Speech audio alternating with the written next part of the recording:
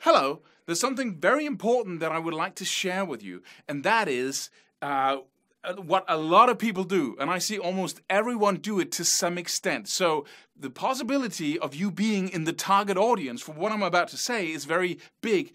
And see if you can find yourself in just a little bit of what I'm saying here, and then target that, just attack that little thing, and you will just see your world open up. Because if you want to be a very good musician, if you want to develop your skills highly, your songwriting skills, your guitar playing, your soloing skills, whatever it is, then you really need to listen up here. Because what I'm about to say doesn't have anything to do with just enjoying playing a little guitar and having fun with it. If you do that, then by all means do everything I tell you to not do in this video. I made the crucial mistake early on of attaching guitar playing or a certain aspect of it of guitar playing to my identity. Instead of just enjoying the instrument and the learning of it, I took it and I used it to boost my self-confidence with others, right? And especially other guitar players, because I was all into alternate picking. That was the only technique that was worth using.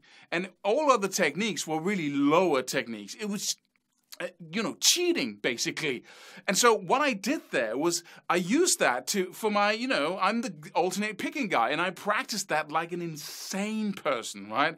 But I didn't look into other techniques because those were of lower quality, right? It's not my level of playing, and so I just focused on that, and so I cut myself off from the flowing sound of legato, of hammer-ons and pull-offs, or for the ability to play consecutive notes on different strings with sweep picking and really play those full arpeggios up and down, and that just doesn't make sense. So I traded, and this is the point, I traded my ability to do these things for an identity thing.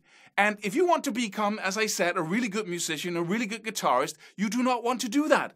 If you're just having fun with the instrument, by all means, do that, right? Buy the new Fender amp and, be happy about it on an identity level, right? Do whatever you can to get as much fun out of this instrument. But if you really want to become that top musician, that top guitar player, don't look into these things, right? You want to keep yourself open to anything.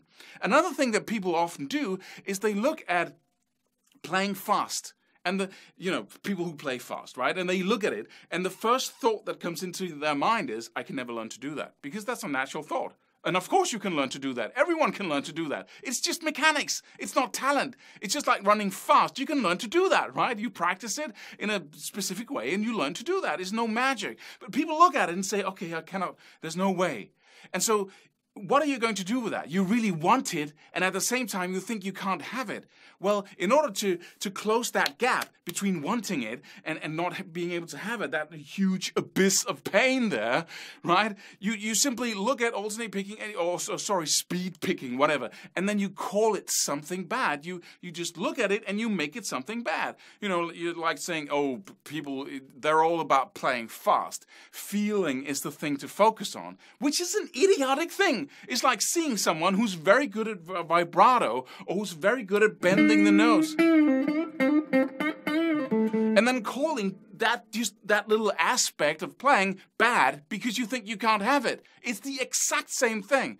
And given, yes, there are people who play fast a lot of the time, and then we say, okay, but he's not playing with emotion. What do you call that? What do you call that aggressive? What do you call the aggressive shredding of Yngwie Malmsteen? Do you call that not an aggressive emotion? If you cannot hear the emotion in what he's playing, then what's going on, right? It's just another kind of emotion. So there's absolutely no,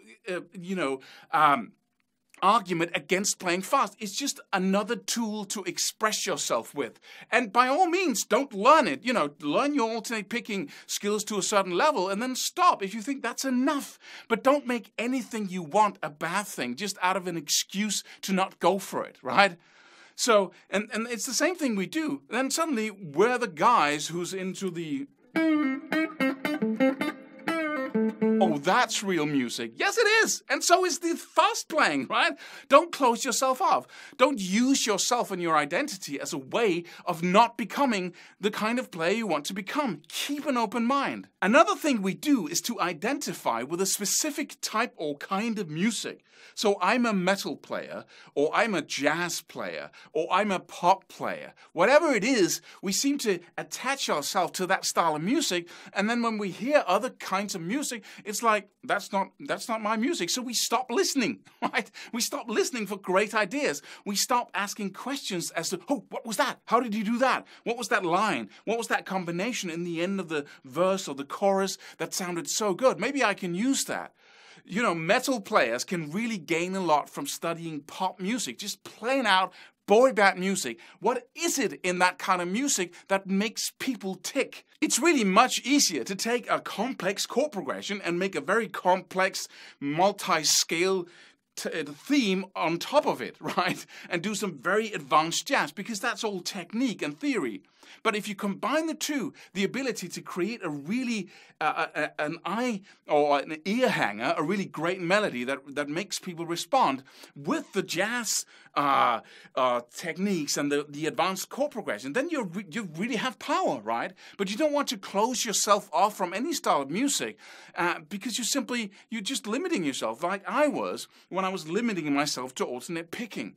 If you found yourself guilty of any of the things I just talked about, then just, recognize it and then just stop it.